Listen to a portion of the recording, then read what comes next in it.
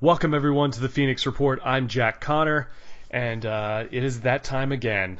Yet another Marvel movie is coming out. The last one we had this year was Captain America: Civil War, which was just fantastic.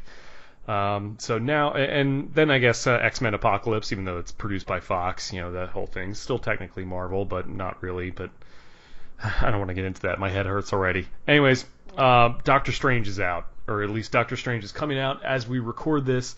It is November 1st, 2016. The movie is not out yet, so this is our preview / prediction portion of it. So we're just going to get right into it. I have with me, as always, John Walters. What's up, guys? Man, it is Doctor Strange week. How crazy is that? That's awesome. It is. And, of course, Seamus Pouts. What's up, everybody? Good to be back. Looking forward to getting into this and looking forward to learn more about Doctor Strange. Exactly. Now, John, I remember, years ago when Captain America: Winter Soldier came out, and the name Stephen Strange was mentioned by Jasper Sitwell right in the middle of that interrogation thing. I remember you freaking out and talking to me at work, like, "Oh my God, dude, Doctor Strange!" They just invoked Doctor Strange. At the time, we didn't know that movie was going to come out. No, and I think shortly after that, they announced that they were going to go into production on that. Right. And go ahead. No. I was just bringing this up because you, especially out of anyone else I know, you are a big fan of Doctor Strange, and you knew a lot about this character. I remember you telling me you watched an animated movie that came out either in the 90s or the 2000s, but you were immediately interested in this character, and you know quite a bit about him. What could you? I mean, for those of us who might not be as familiar, how would you sum up what Doctor Strange is all about? Basically, Doctor Strange is kind of a good guy at heart who kind of maybe by certain events kind of his heart turned a little bit cold, not necessarily as a bad guy, but cold to the fact that he became arrogant and wasn't very considerate of others, and then another turn of events where he had to basically make a career change, even though he didn't want to. Ended up being a sorcerer and changing his heart back. Now he's become pretty much a guardian and representative for Earth. That's kind of him in a summary. Very cool. So I mean, this sounds like it's going to be. I mean, obviously, this is going to be an origin story because this is our first introduction into this character. But yeah, it sounds like there's a little bit of an arc there as far as him, making some bad decisions along the way, but ultimately redeeming himself. Kind of reminds me a little bit of Tony Stark, or even like the comic version of Oliver Queen, the Green Arrow. Right. Okay. Right. So, Seamus, were you familiar with Doctor Strange at all growing up or before this? Actually, now that I'm thinking about it, I actually remember owning an action figure of Doctor Strange. I had quite a few Marvel character action figures growing up. Okay. And I remember that's like my only exposure to Doctor Strange even growing up. Coming from a more conservative background, we weren't, like, anything having to do with magic or anything like that, we kind of avoided just because of, just being conservative and stuff like that. But I do remember that I did have a Doctor Strange action figure, and he had, like, the cool cape, and he had, like, this crystal ball that came with him. And I thought he was the coolest looking character ever, and I wanted to know more about him. And until I think I saw maybe one episode of, like, a Spider-Man or something like that. Yes, he was on Spider-Man. In the 90s. The 90s animated one. Yeah, exactly. Yes. Oh, did he show up on that show? Yes, he did show up for an episode on that episode. On that show. I vaguely remember that, and I remember him doing all kinds of cool, like, hand gestures and everything like that. I thought he was a really cool, like, character, but I didn't know too much about him. Yeah, Baron Mordo. Gosh. I think it's Mordo. Mordo. Sorry. Mordo. Baron Mordo. Yeah. He showed up on that episode also. Okay. Well, I mean, that's interesting that you mentioned that, Seamus. Obviously, obviously the three of us, it's no secret. We're all men of faith here. But very true. It's interesting how like, maybe like the more like magic based occult characters maybe might be a little more frowned upon. I wonder if there's going to be any like backlash towards this movie by like concerned parents out there. Not to a huge extent, but I wouldn't be surprised if there wasn't at least some backlash, just because of the nature of the character. Yeah, I mean, You know, I wouldn't be surprised, not necessarily like of the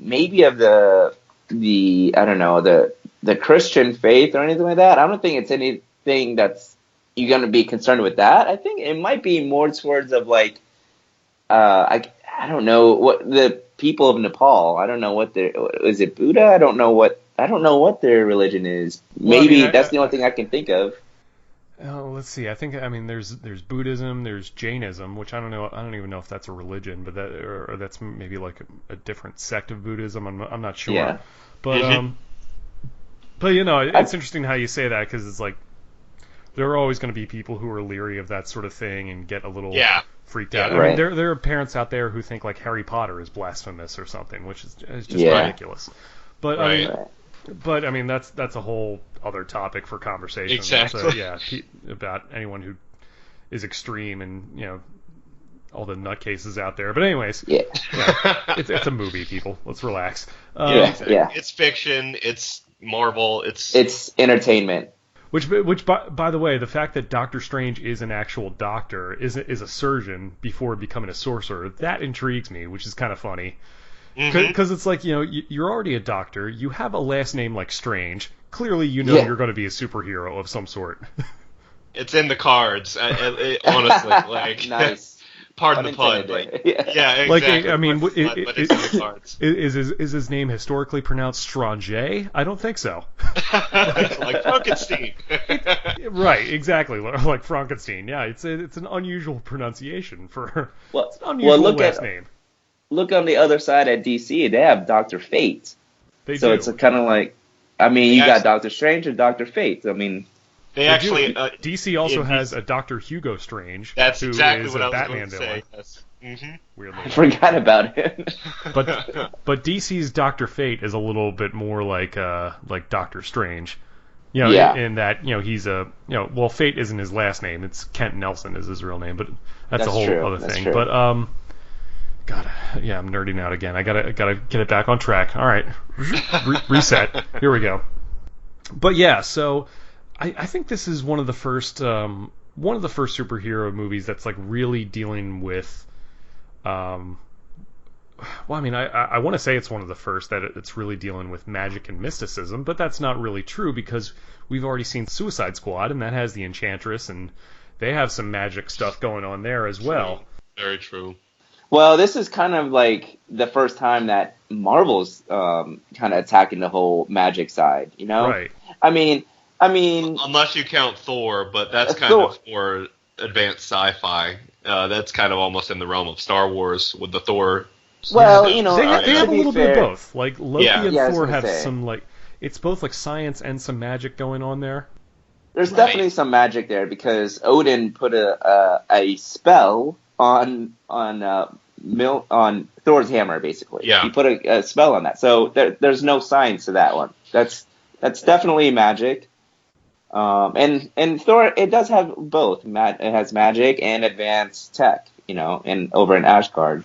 So it's interesting that you bring that up because I mean maybe some of that might be tied into the Infinity Stones, and I'm sure the Infinity Stones might be in some way tied to Doctor Strange. You know, we don't know yet. Well, I think they said the Eye of Agamotto is an Infinity Stone. I was hearing some people talk about it, and they were wondering if an Infinity Stone was going to be involved in this movie. Then I remember distinctly hearing Marvel has never been quiet about when the Infinity Stone is going to be in this movie. It's going to be the Eye of Agamotto. I think they confirmed it. They just went ahead and flat out said it. Yeah. Go ahead. Because we all know it's coming. We all know that they need to find all of the Infinity Stones before we get into Infinity War. So, right. I mean, it's going to be the Eye of Agamotto. Probably going to be either the Time or Reality Gem. Not really sure which one. I'm almost 95% sure it's the Time. Okay, Time Gem. Yeah, because Tilda Swinton, she keeps talking about how I've peered through time looking for you. Right. So they go into and the movie I think deals with multiple dimensions and stuff like that. Right. Yeah, that I think is a first for the Marvel movies. They're getting into like alternate universes and like multiverse stuff. which is so exciting. There's 2 stones left, right? Isn't it? The time gem, which I thought the time gem would be, or time stone would be the last one, figuring they don't want to mess with time until the very end. Well, we do have Guardians of the Galaxy Volume 2 coming out before Infinity War, I believe, right? It is coming out, and James Gunn, now you have to take it with a grain of salt, but he distinctly said, there are no Infinity Stones in Guardians 2. He said, I mean, that was from his mouth, but at the same time, I forgot what he said. He said something in the first one, and he said distinctly, this is not going to happen, and it actually happened. So. Oh yeah, so I mean, you never. Those guys are always trying to keep us guessing and everything and I honestly appreciate that. I don't want to know everything about a movie going into it. Well, it's funny. Another Benedict Cumberbatch connection in Star Trek Into Darkness. They were trying to throw us off the trail. Like, no, he's not Khan. He's not Khan. No, actually, he's Khan. Sorry about that. He's Khan. That was like everything. Turns out he's Khan. He's Khan. Oops. That was like the worst kept secret. Exactly. Yeah, you know what? I actually tend to believe James Gunn on this one, only because there's 2 stones left, and Marvel has already said that Doctor Strange has one of them, and so there's like 3 other movies before Infinity War, and the next one, or I think the next one that the stone is in, is going to be Thor Ragnarok. Either Thor Ragnarok probably. There's also the possibility of the Black Panther movie, it being in there. I cannot believe that. I don't want to believe that one because because there's so many stones connected to Earth. I don't know if we really even need to throw the Infinity Stone thing into Black Panther. That seems like it's going to be cool enough on its own. It's going to be a good standalone flick. I think you're right, probably Thor Ragnarok. I had honestly forgotten about Which, by the way, Ragnarok sounds like just a killer metal band, I gotta say. Yeah. Right? It's definitely a band. Exactly. Yeah. I expect to see like a band the whole time in that movie, just rocking out. I mean, I wish they would have called Vertebreaker for that one. We would do it. So I like I said, I think, with the time stone being in Doctor Strange, I just because of how many movies are left, I have to think that James Gunn is telling the truth, that there is no stone in the second one and that they're leaving it for Thor Ragnarok. It would make sense. Yeah, that would probably make sense, I'd assume. It's just, that was my next guess, just because that's the one that deals with more cosmic stuff. I'm actually interested to see where they go with Guardians 2, so... Yeah, especially with the father being, was it the father being an Earth? Yeah. Yeah, I mean, it's not like Earth, a planet or whatever.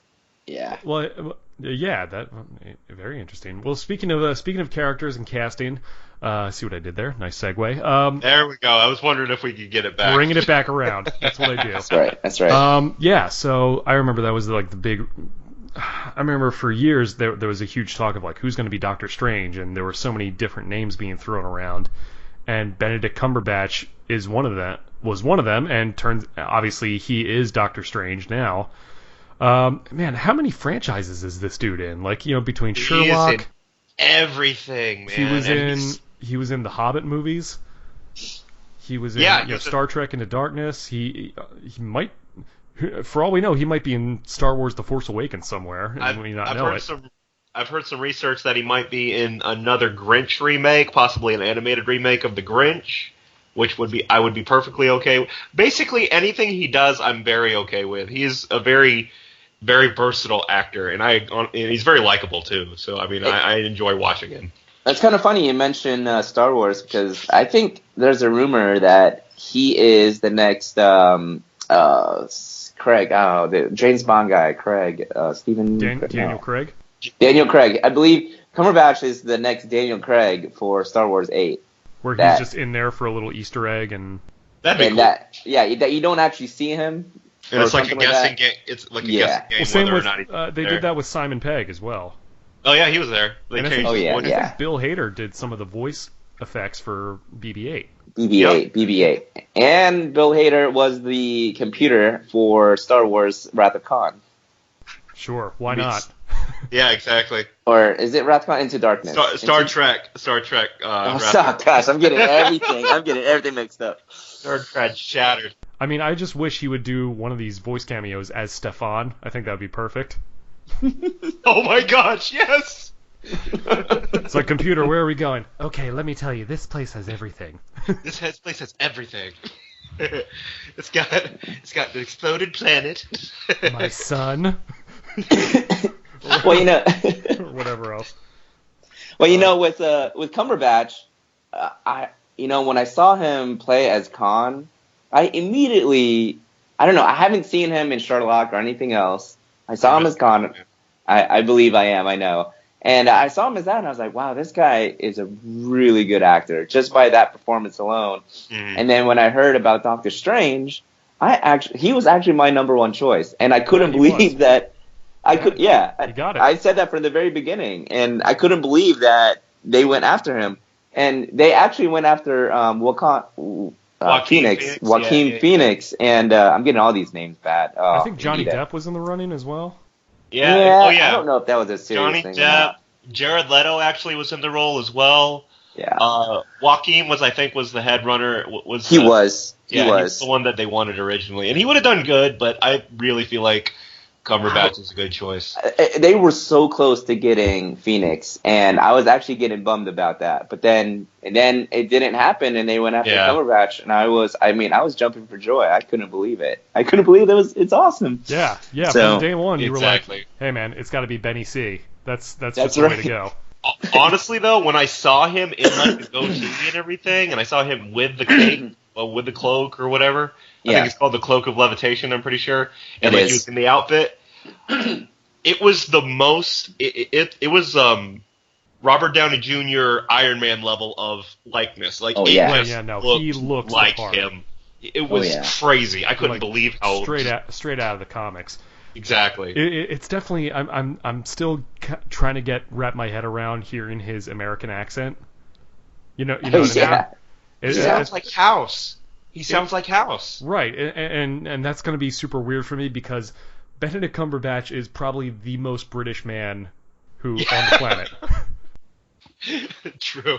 I mean, first of all, his name sounds like he should be in the Harry Potter universe. Benedict Cumberbatch. Yes. You're a wizard, Harry. Yeah. Report to Professor Cumberbatch. Yeah, here's your dark arts teacher for year 9 or whatever, Benedict Cumberbatch. There's Benedict Cumberbatch and Scroobius Pip or whatever the hell. Exactly. I mean, what can you say? The British, they know and they churn out some amazing actors. They really do. They really do. I'm amazed there are any American actors left. I think they've just taken over all the roles.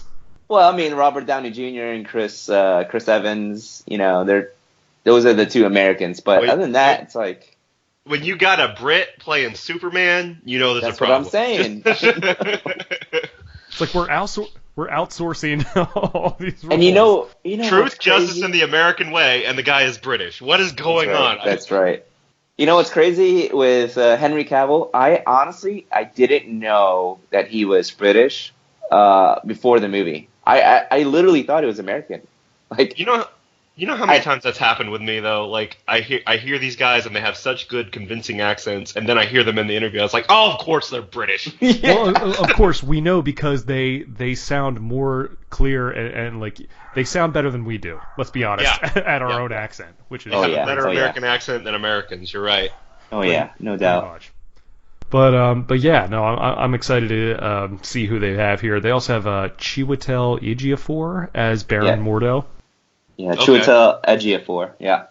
He's the guy that played Hannibal in that show, right? Well, Hannibal is the name of the show, I believe. But I think so. I mean, I've heard about this guy for a long time. I know he's done a lot of different stuff. No, I don't think that's the guy. Is it not? He's like a German actor almost. Like he's got. I thought that might have been him. I'm not sure. No, you're getting mixed up with the Mads Mikkelsen. Oh, Mads Mikkelsen's in this though, right? Yeah, he's the main villain. He is Caecilius. Okay, so that's not Baron Mordo? That's not Baron. Chiwetel Ejiofor is Baron Mordo. See, I'm giving away how much I know about Doctor Strange, which is next to nothing. Right. Yeah, I was gonna watch the movie with you, Seamus, but I think never mind. You know, I'm just kidding. I'm just Wow. kidding. No, it's bad. I Is know. there It's, dissension I in the haven't ranks saved right it now? myself. Honestly. I'm just kidding. Oh, I know. You have every right to be that way because No, man, no. this is the least prepared for a comic book movie and since This is like the probably Phoenix Guardians of the Report Civil Galaxy. War over here. Yeah. All over again. No, I'm just ultra nerd about this movie, so I don't that's expect awesome. a whole lot of people to know the cast and the storyline of this. So, Gotcha. So you know, as far as cast goes, Rachel McAdams is Christine Palmer. I'm assuming she's like a love interest, maybe. I have to say before we go that to this cast, just overall is absolutely amazing. I think this is the best cast in any comic book movie. Any comic book movie. These aren't just like good actors, but these are like Oscar-winning actors. Yeah, these are some high-named actors, like Real high name. just very recognizable. Chiwetel Ejiofor, I think he won an Oscar for 12 Years a Slave. And then you have Cumberbatch, and then Tilda Swinton. I mean, we're gonna go through these and we're gonna just talk about each one, but all these guys are amazing. Like Mads Mikkelsen, I knew about him a long time ago. This guy is like a super actor. These aren't like your typical comic book actors. I cannot believe this cast. So you guys say I'm excited about it. Yeah. Yeah, definitely. No, I mean, I don't know a lot about Christine Palmer. I'd heard someone describe her character as being someone from the comics called Night Nurse. Christine Palmer? That's Rachel McAdams' character. Oh, okay. So she's just kind of probably the little, she's either going to be the love story at the very beginning of this movie. That's the only thing I can think of. Yeah, And, I mean, I guess maybe she's like another doctor, or maybe like he knew her in his previous life. Because in the comic books, I know that Doctor Strange, he has like a particular nurse that answers to him, like she fields all his calls, all his appointments, and all that stuff, and then he looks at the profiles and he looks at each case, and if they're not going to be able to pay him enough, it's not a high paying job, he turns it down, and then the nurse she's the one that has to turn around and tell this girl who's got like broken hands or what, or something wrong with her, that saying, hey, you don't have the insurance or you don't have the money, and Doctor Strange is not going to see you. You get what I'm saying? I kind of have a question. This is just general knowledge. After the accident, after Doctor Strange kind of gets his stuff together and everything like that, does he ever go back to practicing medicine, or is it just Sorcerer Supreme all the time? That's a good question. Well, in the comics, it's kind of like he just naturally gave it up because it's almost like it's kind of redundant almost. Well, all his life he studied for this particular thing, thinking that was the biggest thing in the world. Which let's face it, a true surgeon that's giant. But then he ends up. But being Sorcerer Supreme, does that pay the bills? Let's be honest. Yeah, that's my question. How is he? Right. How's he afford the what's it called? Listen, when you can make money up here, it's fine. It's fine. Yeah, it's true. Yeah, he can steal money from another dimension, but I kind of question the morals about that. But whatever. I mean, I guess when you can just magic stuff into existence, making money is kind of pissing in the wind at this point. Yeah, I guess it's just kind of. But in the comics, he doesn't go back to being an actual surgeon. He ends up pretty much, he just learns that like, wow, there's a whole lot more to this than just being a surgeon, and he just devotes his life to being the Sorcerer Supreme, being the next the Ancient One, being the next guy to that. I mean, you think he could volunteer at a free clinic every now and then? I'm just saying. I feel like there would be like a situation or something like that where he would be able to be a doctor just for a couple minutes without like enabling his sorcerer powers, or maybe have the sorcerer powers like help him in surgery or something, like in an emergency. I'm not saying like I don't honestly know, but you know what? In the comics, they never mention that he ends up getting like healing powers. Right. It's all like astral plane projectiles and shields and all that kind of. Those are the powers he ends up getting. He doesn't get. I've never seen him heal anybody as being the Sorcerer Supreme. He never did that in the comics. Now, that's not to say that Marvel won't go that route. Like, maybe in Marvel they'll go ahead and add some healing powers in there. But in the comics, he never did that. I guess he doesn't have to worry about whether the patients have insurance at this point. Yeah, true. Very or true. Like, do we know if Obamacare covers Sorcerer Supreme stuff? We don't know. Or does it cover Fifth Dimension and stuff like that? We don't know where the jurisdiction It might not be on the coverage. True enough. Right. It's not on the website. I don't think. It's all very important questions. By the way, I know this character was created in the '60s. Can you imagine? I mean, I'm sure at the Marvel.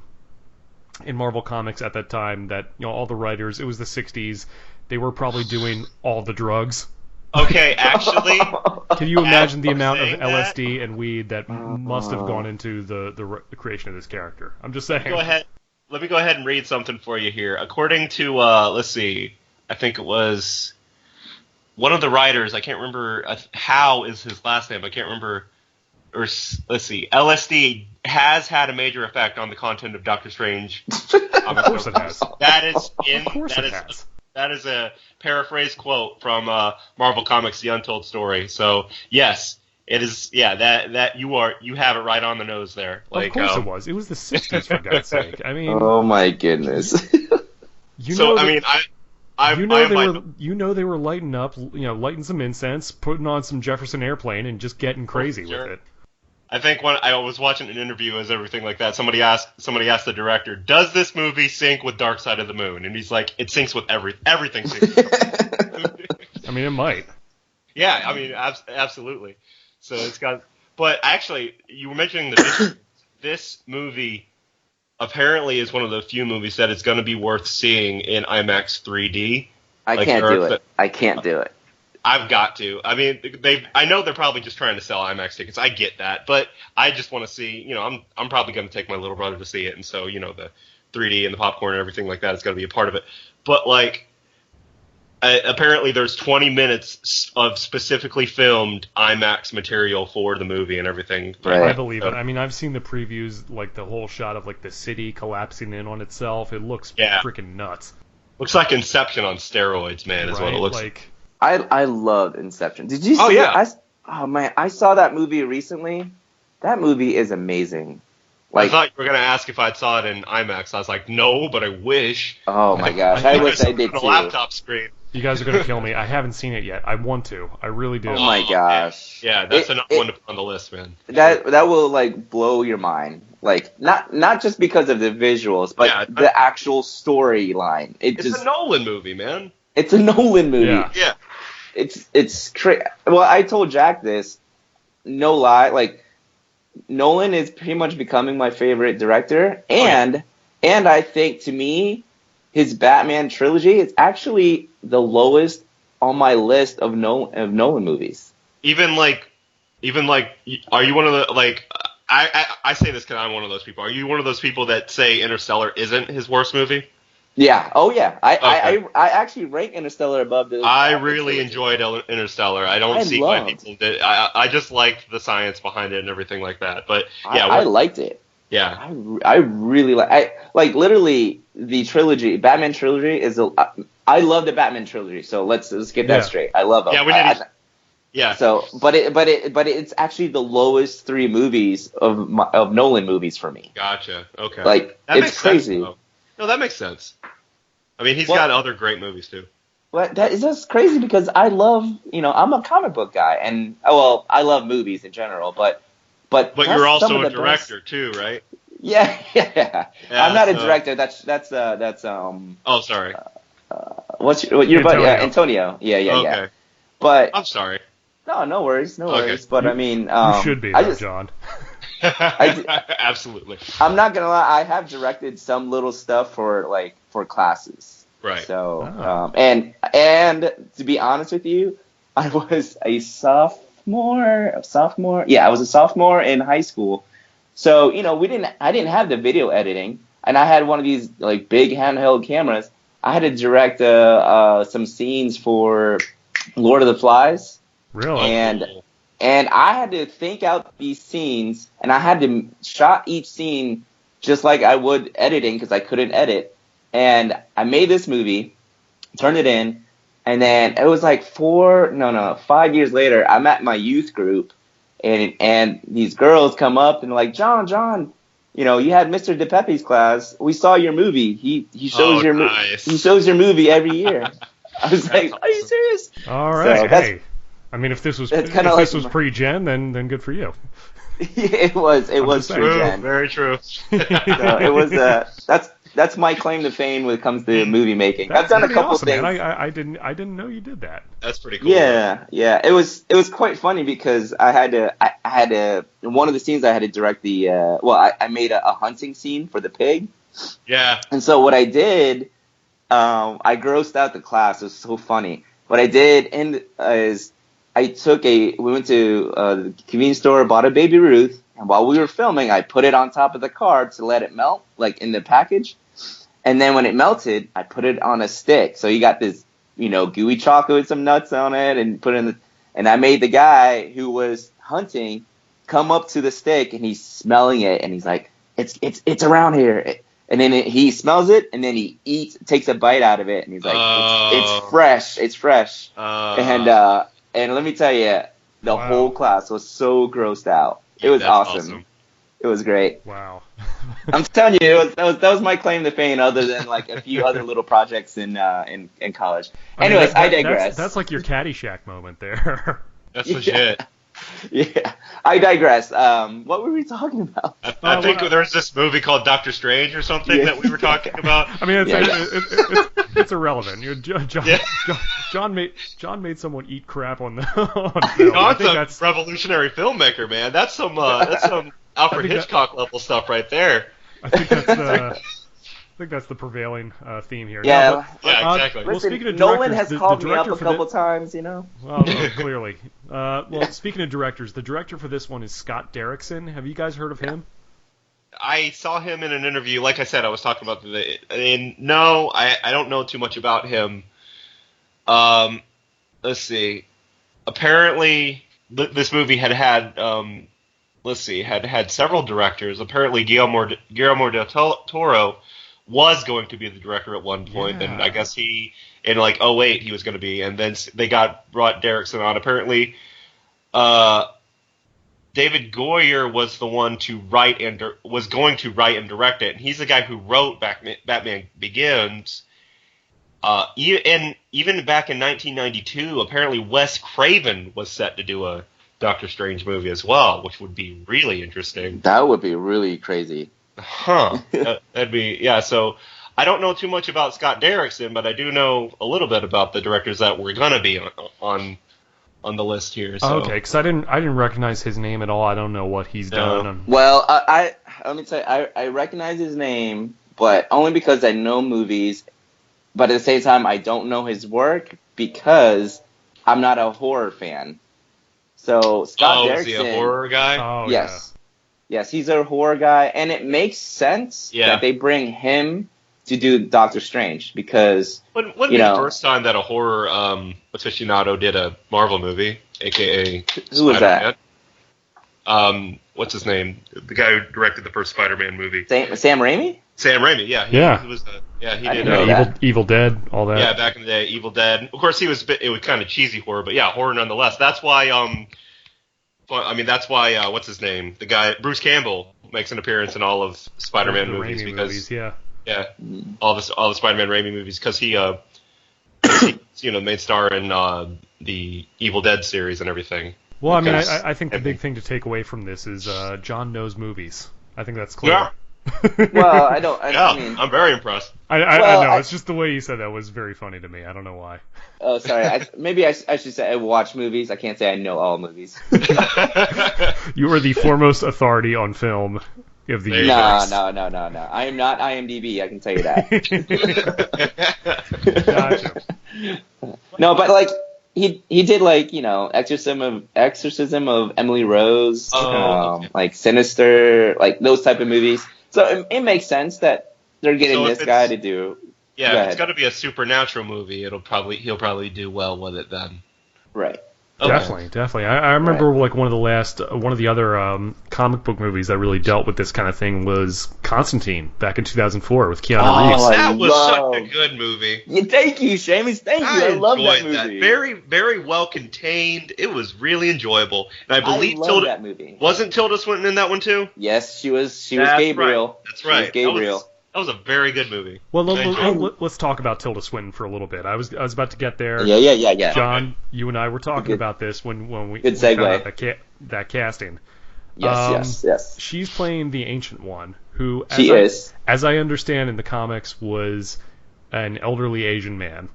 Yes. And from Nepal. Tilda Swinton is a Caucasian woman. John, I got to ask you, as a proud Asian American, what are your thoughts on this?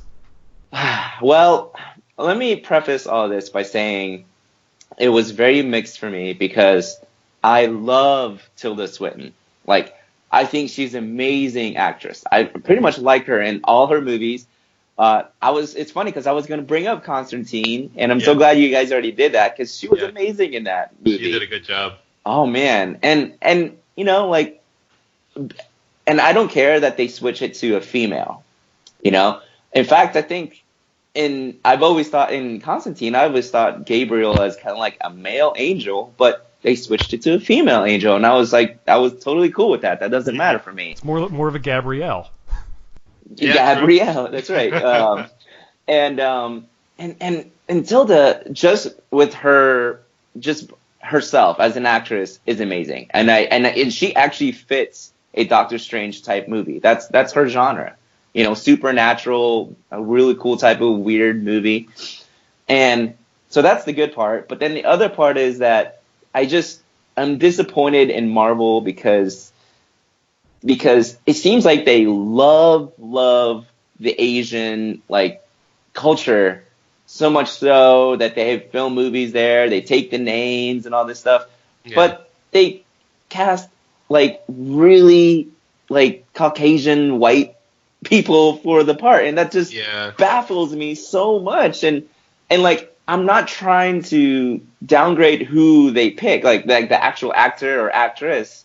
But it doesn't make sense to do that when we live in a time where we're all connected. It's easy to find top talent around the world now. It's not that's a very good point. Yeah, it's not like 30 years ago where it's tough to get that kind of connection. You didn't even have email 30 years ago. So I mean, we're in a point where it's information travels so fast. You can get a hold of anybody so quick, and there's top talent all around the world. There's some top Asian. He doesn't even have to be Asian American. Just Asian actors or of Asian descent. Or anything like that, and they didn't do that. So I don't care that they switched it to a girl. It could have been if it was an Ancient One female that was even partly Asian, I would have been like, yeah, that's totally the part. That's totally it. That's awesome. That's perfect. Call Lucy Liu or somebody. I don't know. Yeah, exactly. Marvel did it with Iron Man 3 when they had who's the main villain? The Mandarin. The Mandarin. They had the Mandarin, right. And don't get us started on the Mandarin. Oh my god! I know. I'm still that's me too. There's two faux pas in that movie. One is they did a switch and bait with the Mandarin because they promised us. That's pretty much what they promised us in the trailers, and then they did a switch and bait. They promised us in Iron Man 1. Oh, I know. They had the 10 rings and everything like that. Yes. I was like, dude, they're going to bring in the Mandarin. This is going to be legit. I know. And so this switch and bait, I was mad about. But then at the same time, it's like they had that Mandarin as a British dude, right? First it was no, not Guy Pearce. The fake Ben one. Kingsley. Yeah. Ben Kingsley. And you see, look, I love Ben Kingsley and I love Guy Pearce. I like both of those guys, but Ben Kingsley as the Mandarin, literally the name is a Chinese language, so the name is a Chinese language. My gosh. You're gonna put him as a white guy. That's what frustrated me so much. And it's like, Okay, they did it. They did it once. Now, you know what? I've got a theory on this, and it's kind of supported by like some of the quotes that I've seen from Scott Derrickson. Basically, the reason why they kind of went this way, they were like, look, this is kind of a no-win situation for us because they're like, and again, I think they're trying not to upset people in China or in Tibet. In China. Which, by the way, this movie has already been out for like a month in Hong Kong. Yeah. Which is crazy. That is crazy. But yeah, that's a huge market over there. So that's the deal. A very but good point. I guess what he was trying to do was like try to avoid some of like an older stereotype of like the Fu Manchu kind of deal, and I think that's what they were trying to avoid. Like they didn't want it to be like to offend people or to go to common Asian stereotypes for it. Like the stereotypical like master and everything like that. Right. Like I mean, they already let's be honest. They already have a white guy going to Asia to learn the mystic arts. So that's Okay, so my argument with that is if they don't want to do that, why don't they just, I've also heard the quote, oh, this is what is it? Oh my gosh. Not a Caucasian master or whatever. Yeah. It's like something like, oh, this is a Caucasian master or whatever. It's like, why are you having the culture as Asian then? Like, if you don't want to go the whole stereotypical route, you don't want to offend somebody, if you want to make it white, why don't you just make it like, I don't know, the mythology where it's like, not in Asia. The mythology is not in Asia. That's a good point. Why not put him in another dimension or something? That might be one of the same reasons why they didn't have the Mandarin as an Asian actor. Maybe because they were worried about it, I guess offending people with the stereotype. I'm not saying that that's the right decision or something to use, or that it's even a good excuse. I'm just saying that might be their rationale behind it. Yeah. But what? It's not a good reason, but it is a reason. Type thing. Right.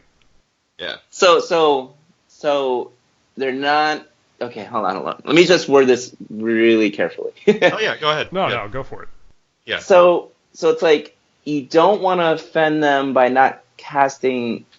I'm sorry. You don't want to offend them by casting in Asian where it looks like it's stereotype, but you're gonna dress up a Caucasian in Asian gear and Asian mythology, and that's not going to be offensive? No, I agree. That's completely stupid.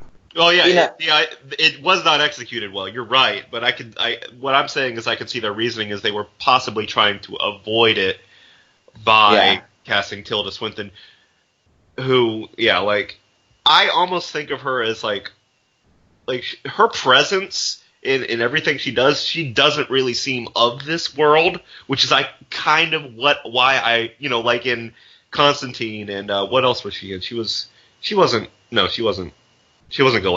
No, that wasn't her. By the way, breaking news! I've just been informed that the role of Black Panther has been recast and will now go to Ryan Gosling. Yes. I didn't know if you guys heard about that.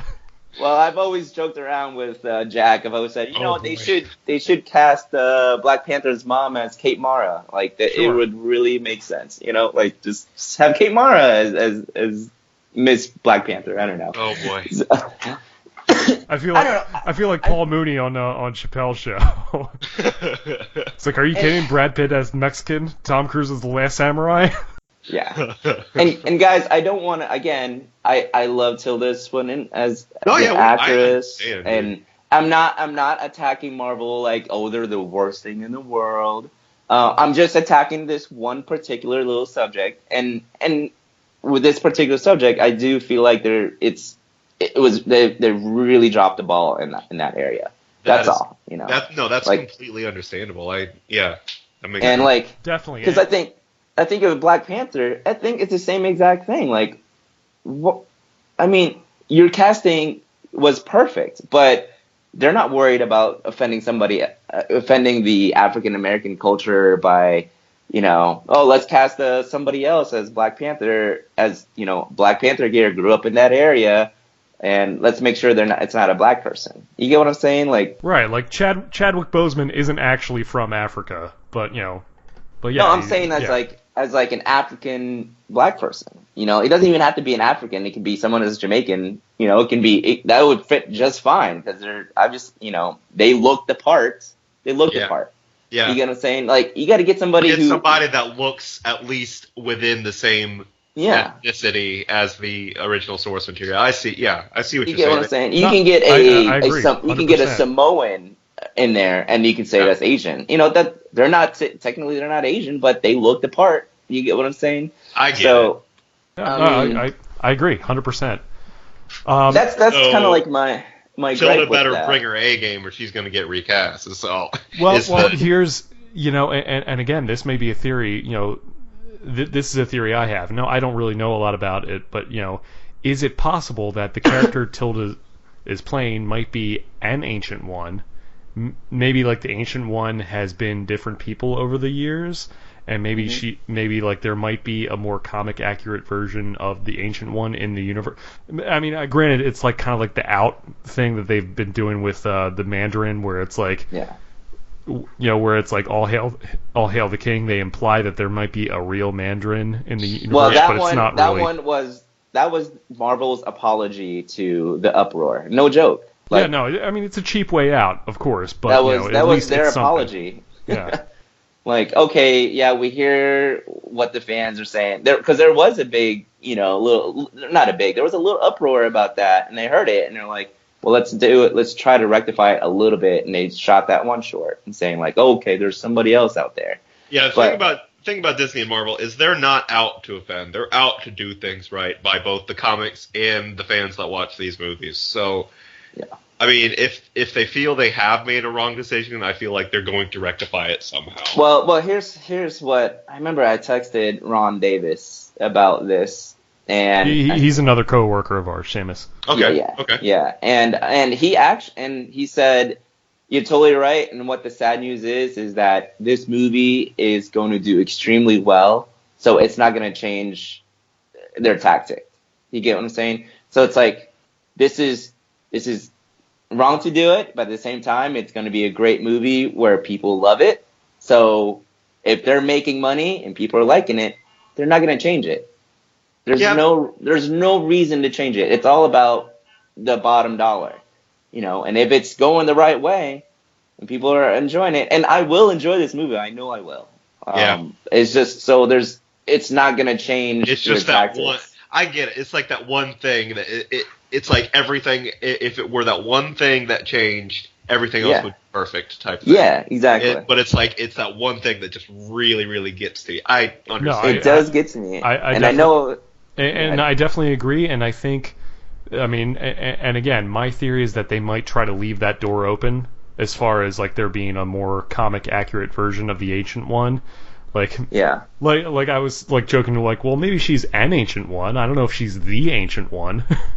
You know what I mean? Maybe possibly in another dimension or something like that when Doctor Strange is doing whatever. Maybe she was it's like a reincarnation kind of deal, or or maybe like she was just the next in line that trained, and the one previous to her was an actual Tibetan woman, Tibetan man or woman. And then she was just the next in line that trained under him type of thing. And that's why she's still in Tibetan clothes and in the temple and all that stuff. Yeah, I mean, who knows? Maybe that character might transcend gender or ethnicity. We don't know. I mean, we'll see. That's kind of the idea I got when they cast Tilda Swinton, because she does seem to do that. Like, as a person. Yeah. I mean, if you ever have seen her, like, not in person, but like on the red carpet and stuff like that, she kind of does transcend gender and ethnicity. It's a little androgynous that way, Yeah, it's really cool. Like she's a great actress that way, and she's very usable. Like she's very versatile that way.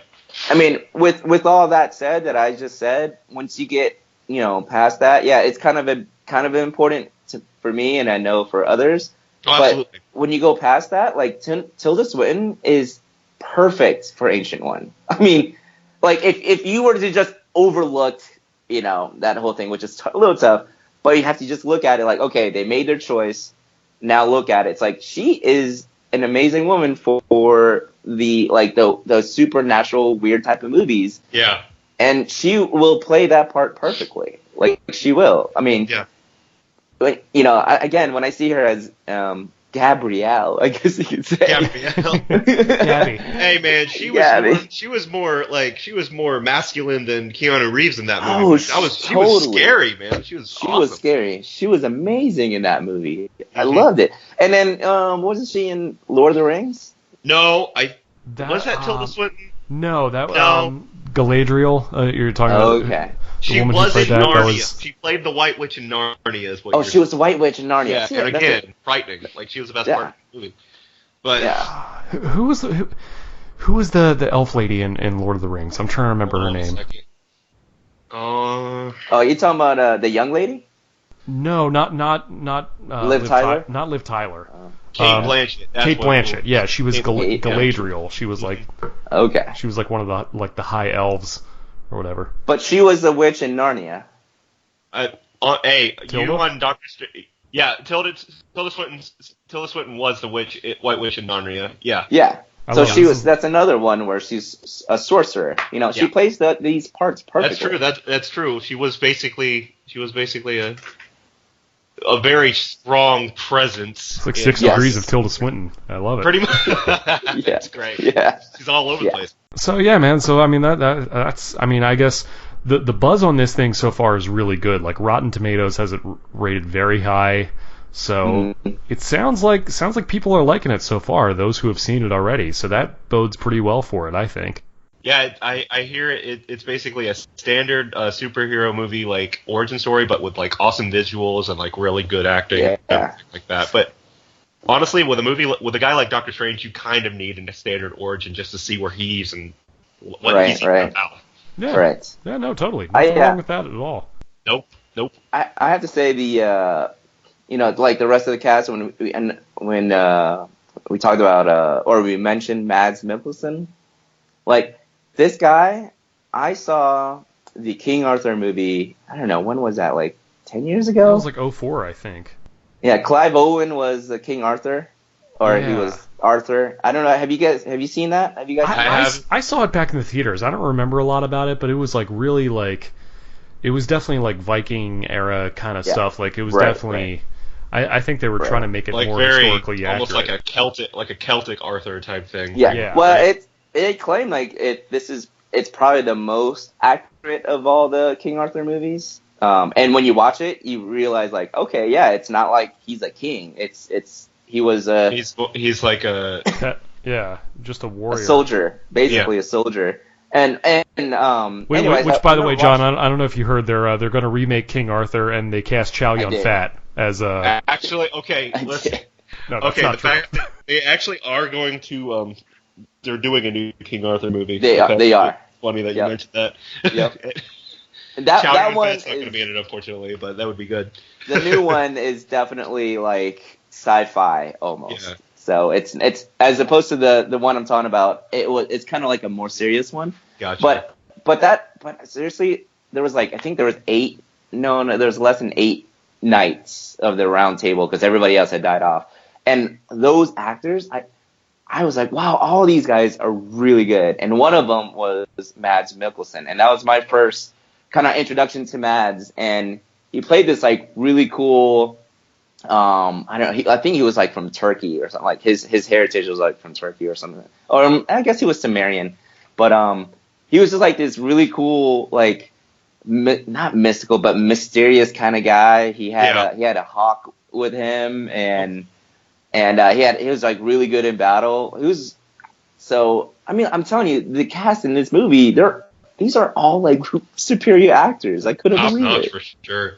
Top notch, yeah. Nice. Well, I'm looking forward to it. You know, it sounds like this is going to be definitely different, much far trippier than anything we've seen so far from the Marvel flicks. But the buzz on it is good. I'm liking the casting so far.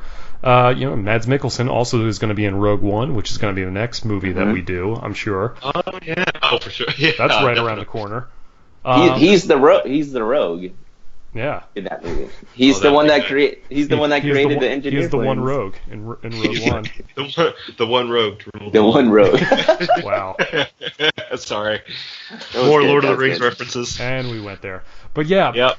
This is going to be good. I'm excited about Doctor Strange. I think we all have a good feeling going into it. So right around now, I think is a good time to kind of hit the pause button, and then make sure you stick around, everyone listening. We're going to come back with our spoiler review of Doctor Strange once we go see it. Then we will pick back up after that. See ya. All right, and we're back. We have seen the movie. In fact, the three of us have actually gone and seen it in person together, which was a lot of fun. It's as I record this, it is let's see, what is it? It is Wednesday, November 9th, 2016. We've seen it. We're about to spoil this movie for you. John and Seamus are back here. Guys, we all saw it together in person, along with our pal Brittany. Shout out Brittany if you're listening. And yeah. So first thoughts on it, John. What did you think? So Doctor Strange, I thought it was a really fun movie. I really enjoyed myself. I loved it was a big nod to Steve Ditko, kind of like the main creator of or like the most popular creator of Doctor Strange. And I thought Benedict Cumberbatch was awesome in it. Really, that whole movie was very fun. I did have to lower my expectations as the movie went on, just because I think I really this was Marvel's chance to have a very deep and thought-provoking movie, kind of like an Inception. And this was their chance to do that, since they have kind of different genres for movies, which is really cool. And it wasn't that. I would say it's a shallow Inception. They took advantage of the visuals, which was really fun to see. But other than that, once I kind of get past that, really for a comic book movie, and especially a Doctor Strange movie, this was just overall, it's a very fun movie. Okay, very, very interesting. Very interesting. Not quite over the moon, but it sounds like you enjoyed it. Seamus, overall thoughts of it before we start really diving into it. Well, I felt like it really suffered in the visual department. No, I'm joking. The visuals were like, just oh stop. My god, just get out. No, it was. I was very impressed with the movie. Like, I had no expectations going into it as far as storyline or anything like that. I wasn't expecting. And I knew it was going to be an origin story, and I knew certain things about it, and I knew certain things about the character, like I said in the preview. But I was thoroughly impressed, just especially, I mean, in my mind, just because of the type of movie it was, any kind of flaws the movie had in like storytelling, which it did have, and we'll probably get into that, any kind of flaws the movie had in storytelling or character development or character consistency was just completely glossed over by the visuals. Like, this is a movie you watch to have your mind blown visually. Like, that's what sold it for me. I mean, because as somebody who's an artist and everything like that, as somebody who really appreciates the detail and everything, just how they dealt with the mirror dimension, how they dealt with astral planes, everything like that. It was one of the best visual experiences I have seen. Like, three movies come to mind. The Matrix, 300, and this movie are three movies in my mind that are just visual feasts, and like that's what sold it for me. Definitely. Yes. I mean, I definitely agree on all those points. It was. It reminds me of like listening to an album, like a music album, and there's so much going on. Like, you enjoy it, but there's so much going on that you're like, I got to listen to this a couple times to really digest it. And that's kind of what I felt with this movie. I mean, I was thoroughly entertained. It was exactly, what I thought it was going to be, and with a few surprises thrown in there. I didn't expect it to be as funny as it was. Like, there were some laugh out loud funny moments in there. Some really good, comedic relief, in a pretty, in a pretty serious story otherwise. Definitely, I mean, I knew the visuals were going to be off the charts, but I mean, there was some stuff that I couldn't believe what I was seeing, and like the fact that they actually figured out a way to make this into a movie. I mean, what a great time to be alive right now. Yeah. I mean, for God's sake, they're making a Doctor Strange movie. Like that is, you could not have imagined when that. we have the right technology for it too. I know it's Awesome. it's like the planets have completely aligned. We have the properties are in a good hand, and we have the proper like technology in order to execute the effects that we want to. Right. And it's just, I mean, yes, people talk about how remakes and reboots and sequels are all getting made, but this is some of the best intellectual property like interpretations I've seen in a long time with these movies, and it's consistently good. It really Especially was. for a comic book movie. Oh, for Especially sure. that. Yeah. For sure, they're bringing up new. Disney and Marvel are bringing up the standard for comic book movies with every release. That's awesome. I That's felt awesome. it was both familiar and original at the same time. And by that, Right. and by that, I mean, yeah, I mean, obviously there are things whenever you're dealing with like an origin story for one of these characters. Yes, it can be a little formulaic. Obviously, that's part of it. It's part of the journey. It's part of a lot. I mean, it's definitely an archetype in literature. You know, anytime you have like a heroic story about someone who kind of goes through a redemption thing and becomes a better person because of it. But the way they wove in like alternate dimensions and the multiverse and science even with magic. Like there was like a pathos to it, and I don't even know if that's the right word or not, but it's like there was an explanation as to what was going on, even if some of it kind of went. I mean, even if some of it kind of went over our head, but it's like you at least got the idea of what he was doing or what they were trying to do. And I'm going to say this was complete magic. There was no science in all this. I mean, I think he's talking about like how they kind of correlated it to like how it's like a program and the science is that it has rules, it has limitations. Yeah. It does have like physics which within its own which is crazy enough to think about because originally I thought going into it I'm like, man, if this guy can like move between like time and space and all this other stuff, I'm like, how do you make this guy interesting? How do you make this character? Is he just like overly powerful? Too powerful. And like God mode, pretty much. Yeah. Yeah. You're right. Which he was very powerful, but I think they made it clear that like he fights on or that he does his thing on a completely different plane of existence than the rest of us do, and he does face threats. In fact, he was killed many times. Yeah. Very much. Yeah. One of the most interesting parts of the movie too. Yeah. Definitely. Let's. No, I'm sorry. What were you going to say, John? Yeah, I was gonna just kind of go back on one of your original comments about how much humor it had, and it did have a lot of humor. I think I heard somebody say that there was more humor than they thought, so I kind of had that a little bit in the back of my mind. So I don't know if that like skewed my kind of like my perception because a few of the jokes didn't hit with me. Now there were several jokes that did hit with me, but not all of them. I think for me, like I agree. There were some, but for me, it wasn't a matter of whether the jokes were hitting. It's just like some of the placement of the jokes. Yeah. Kind of like the one time where we are getting the spoilers, so this is just another spoiler. One time after the Ancient One died, and like he's putting on the cape, and he's like really sad and everything like that, and the cloak cape, the cloak of levitation kind of wipes his tears and everything like right. that. I mean, right. You could argue that's kind of a scene of like a needed levity, but at the same time, I'm just like, we didn't need that. Yeah, you really didn't need it. But at the same time, I don't know. It's one of those things. I completely forgot about that beat. I'll be honest with you.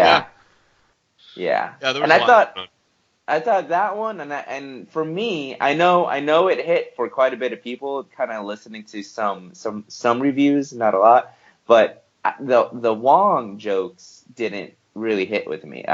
Especially with him not laughing, and then at the end, I felt like it was more of a forced laugh, like oh, this is where I laugh. Yeah, I could see why. Or like Doctor Strange drop. Me, it didn't hit. Or like having Doctor Strange drop like Beyonce references to him. I was like, okay. It's like, all right, we're getting into Tony Stark territory. Yeah. Right.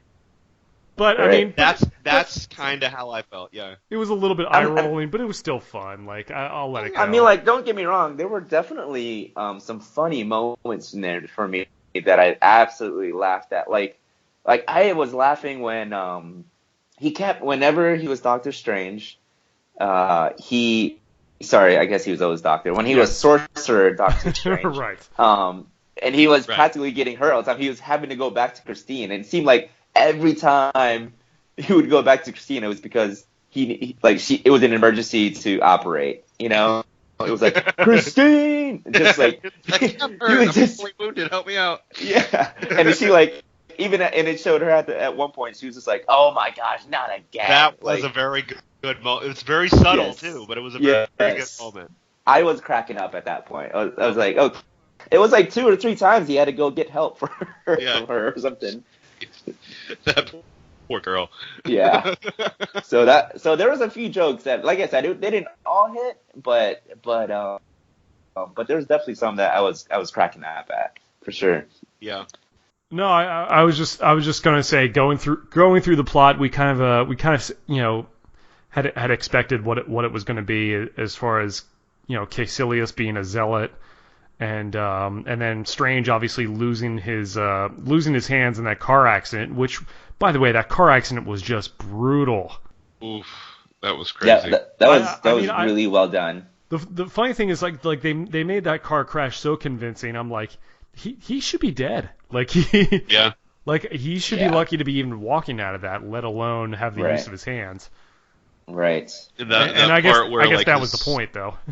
Yeah. It's very much like that part where he his hands just went into the dashboard. I felt that when that happened. I was like, they did a very good job of just making you feel his pain at that moment. I was like, oh man, that's very well done, and it's very. I cringed a little bit in a good way. Like it was very well done. Right. Yeah, and you just felt for him. It was interesting learning the story of how they brought Benjamin Bratt's character in there, Jonathan Pangborn, how he was a paraplegic. I don't know if this was in the original comics or not, but he was a paraplegic who went to Kathmandu and went to study with the Ancient One, and he learned how to walk again, basically by using magic. Fun fact about that particular, and I don't know if this is true or not. But if you guys remember in Iron Man 2, when one of the they talk about how he was in kind of a industrial accident or something like that. Well, I remember. I think I mentioned this last time. Yeah, we brought that up in the preview portion. How? Yep. Okay. I mean, I remember during the car ride how he was talking about that. I was wondering if it was that or if they were talking about Rhodey. Well, I don't think it that. See, this is one of the cons of the film, but is that it didn't do a good job of where exactly it was in the MCU timeline wise, because in the very beginning you can see that there's Stark Tower, so it's post Avengers 1, but then at the same time, I mean, there was a lot of time that progressed in this movie. A lot of time. Yeah. Because really he was a doctor, he got in an accident, and then he spent a lot of time and money trying to trying to get surgery in his hands from all these different doctors all over the world. He got bankrupt. That takes a long time for that dude to be that rich, to spend that much money. Exactly. And then he had to go find what is that? Kathmandu in Nepal. Yeah, and then he had to spend a ton of time training. They showed him doing a ton of time training to get where he was, and then we were caught up. So that is a lot of time that passed. How much time? How much time do you think, John? How much time do you think was actually passed in the whole movie? I would probably say. Like 4 or 5 years. Yeah, it sounds about right. It's just because of the implication of it taking a long time to master the magic. And the thing is that like it didn't exactly like it feels like it could have been within a year. Only time passed. Yeah, You know. Yeah. they weren't overly clear about how much time had passed exactly with it. I mean, No. they had implied that it had taken at least like several months, obviously, of him training. But yeah, I mean, But yeah, remember, as I say, but remember, he got in that car accident, and it took a long time before Yeah. he pretty much had to break down to be nothing, be broken and bankrupt. hmm That took a ton of time for that right. Now before even training. my overthinking type brain was like, because of the subject matter of this movie, could that possibly have been a deliberate choice? Just because it deals with time, and it deals with kind of it all being relative, and it can be manipulated and everything like that. Would the fact that they didn't really specify how much time passed by be kind of a nod to that as well? I know that's kind of overreaching a little bit, but I was just like thinking that kind of passed through my mind as I was watching it, because I did end up watching it the second time, and I was just thinking maybe they're doing it on purpose. I don't know. Maybe I don't know, but Well, he that's just wasn't something I thought. because he wasn't a sorcerer until all that time passed. Right. So I I'm not- can well, maybe see it if he was a sorcerer and there were things going around, or maybe they showed that there were things going around, like he was accidentally stuck in the mirror image and he didn't know it. Yeah. You get what I'm saying? And so then maybe time passed a little I'm different. not necessarily talking about within the movie, like expressly within the movie, but maybe just kind of a decision on the part of the filmmakers just to have it be obscure for that reason. I don't. Again, it's not. I'm not a director. But I'm just the thought I had. I'm just saying you don't know the time. I actually have to correct myself. I think the name of the city was Kathmandu in Nepal, but the place specifically was called Kemartaj. Yeah. Kemartaj, thank you. That's the one I was looking for. That was the name of the temple or compound or wherever where all that was going on. Is that what it's called in the comics as well, or? I don't think so. Okay. I'm not sure. I don't think so. Or it's not. That's not really referred to in the comics. I don't think. Okay, it's just like the Sanctum. I was gonna say the Sanctum is often mentioned, but right. That headquarters it wasn't. Yeah, definitely. It was interesting getting him there with and the relationship he had with Mordo. I looked according to Wikipedia. Apparently, his name is Carl Mordo. Interesting. Right. But yeah, the relationship that's Strange. That's weird because. Go ahead. No, I was just saying the relationship that Strange and Mordo had was really interesting. I thought how they started off, kind of as friends. And I think the turn that he made towards the end ended up making sense because there was this moral gray area because the Ancient One was using powers from the Dark Dimension to prolong her life, and you could kind of see how Mordo would take exception to that, how it's like... Yeah. And so it's like I like that there were like shades of gray in the story where it's like... And you could even see stuff from Caecilius's point of view as far as why he was doing what he was doing, and it was good. Like I liked that there was a little bit of complexity to everyone's motives. Like you're right, all the characters for the most part were very fleshed out. It seemed, and it's kind of. I'm glad you mentioned the villains and everything because, as far as typical Marvel movie fashion, the villain wasn't exactly somebody that was extremely charismatic or extremely like well known or anything like that. But in this movie, it feels like that was kind of on purpose because this is an origin story. You don't want to bring out your big bad immediately. I mean, yes, they had Dormammu, but I was gonna say Dormammu is pretty big at the same time, he was more of a plot device than a villain in this movie. In this movie, yeah.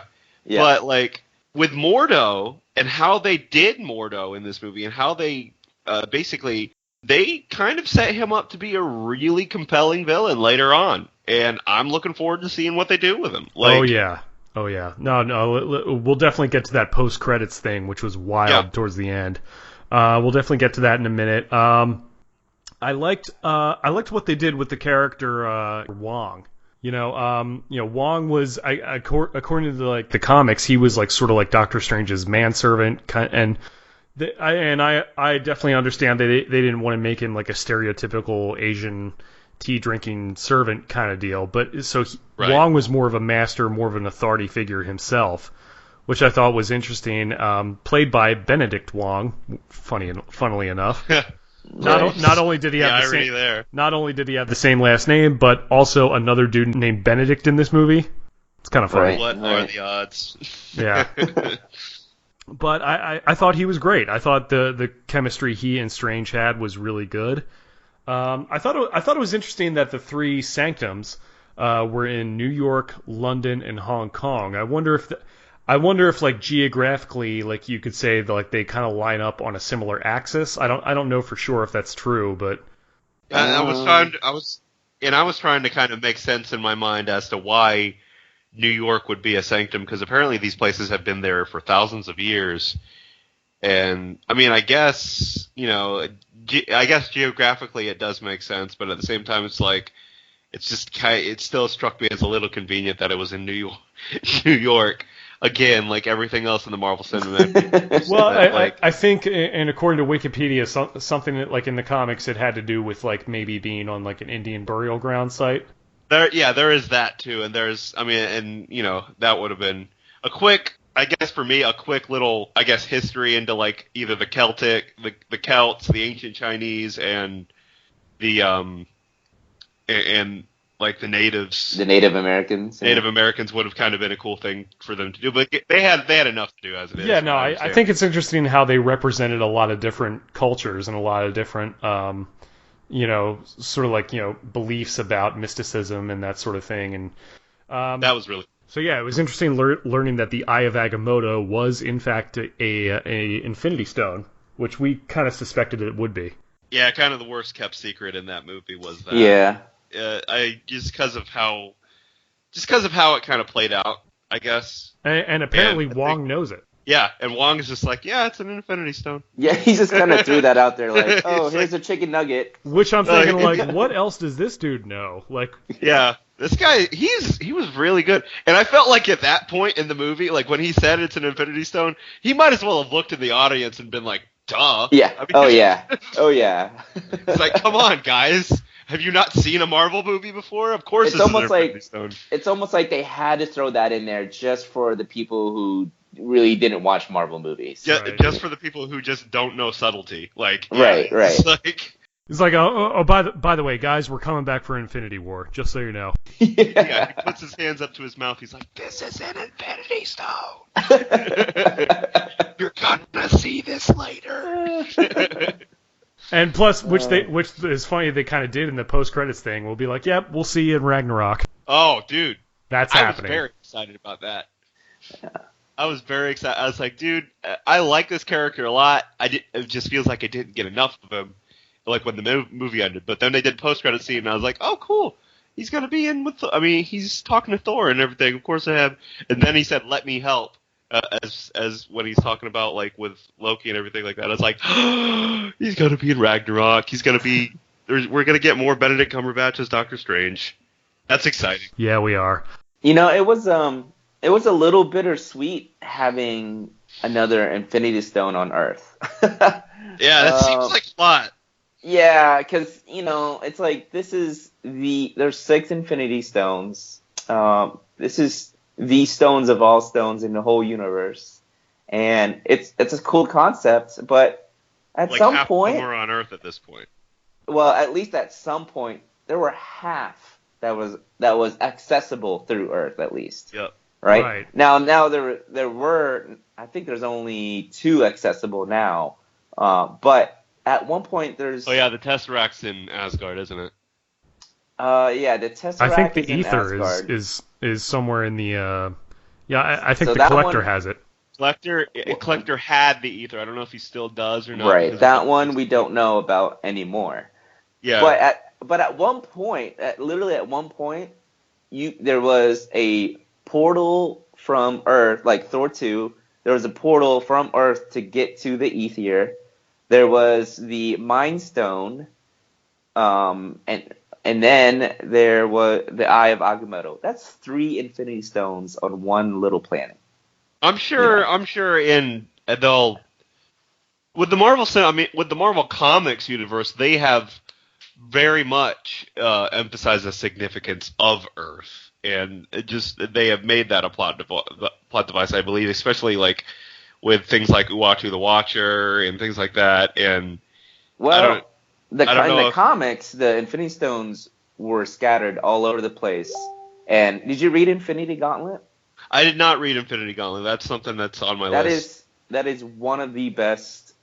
Probably, it's definitely one of the best comics they've ever written, and it is about Thanos going all over the universe to gather these stones, and each stone was actually owned by a being, and Thanos had to either outpower them, or outsmart them, had to be conniving. It wasn't just like one simple plan to be able to grab each stone. Like, he couldn't just be all powerful. Some of it was like, it had to be by his mind. He had to be so smart, and he had to play by their rules and all this other stuff just to gather each stone. You know, that sounds like a really fun video game. Like, Thanos getting all the Infinity Stones. Like, I'd play that. I'd definitely play that. It would be. And if you read the comics, you'd be like, wow, this would be a great video game, because each one is like a completely different tactic to get it. It'd be it would be the most high stakes game of Pokemon Go ever. Gotta catch them all. I have to catch them all. So I thought that was cool in the comics, but on here, it's like in the Marvel cinematic universe, it's another cool concept. But then it's just another kind of bittersweet thing that all 3 of them at one point were accessible through Earth, which is kind of weird to think about. At one point, you kind of understand why, because it's a movie, and it's Hollywood, and like all these characters have basically are being developed because of the success of the other movies, and like so it's kind of hard to world build around that, and they're doing the best they can. They're doing a really good job, so it's kind of disappointing in that way, but at the same time, it's just something it's just part of that suspended disbelief that you kind of have to deal with too, which is right. Well, I mean, it's still a fun movie. I still like the cinematic universe. First of all, I completely forgot what we were talking about. I think there was a movie about some magic guy. Probably. I mean, as far as how it goes with the other movies, I thought it was pretty well self-contained. Yes, you had references to other stuff, but I mean, I thought it worked out pretty well on its own. Let's talk about the visuals for a little bit. That whole sequence with New York folding in on itself, like that was the damnedest thing I've ever seen. Like, that was unbelievable. Like, you haven't seen Inception, right, Jack? I have not. Okay, so that would definitely be trippy. People that say that this movie copied Inception might as well say that Stephen Hawking's theory copied Albert Einstein. Like, it built on it, and it built on it, and it just took it to that next level, Oh yeah. So amazing. Yeah, I mean, that was. And I don't remember being that. Like, honestly, in Inception's an amazing movie. Don't get me wrong, but I don't remember being that visually floored by that stuff. I mean, it what? just. Well, okay. Well, I mean, you get into it. It's just I was so enraptured by this. It was good. I'm not gonna lie, it was very good. But I was kind of more enraptured by the story of Inception, and really the visuals were kind of just helped emphasize the story. This one, for better or for worse, the visuals just like kind of just were just so mind blowing, and just so because of all the things that were going on, because of all the fractals and the reference and like the patterns and everything, and just because I am an art nerd and like I love MC Escher and all that stuff, and like the fact that they made references to that with the visuals, I was just like, my mind was blown. I was on a trip, and I didn't take any drugs. It was amazing. Well, there were 3 major visual scenes that I was impressed about. I mean, there were a lot of them, but like the three big ones I thought were like when Strange was like rocketing through the astral plane and seeing all this other stuff and just freaking out and having that Salvador Dali moment. That whole thing was nuts. The New York fight scene was incredible, I thought.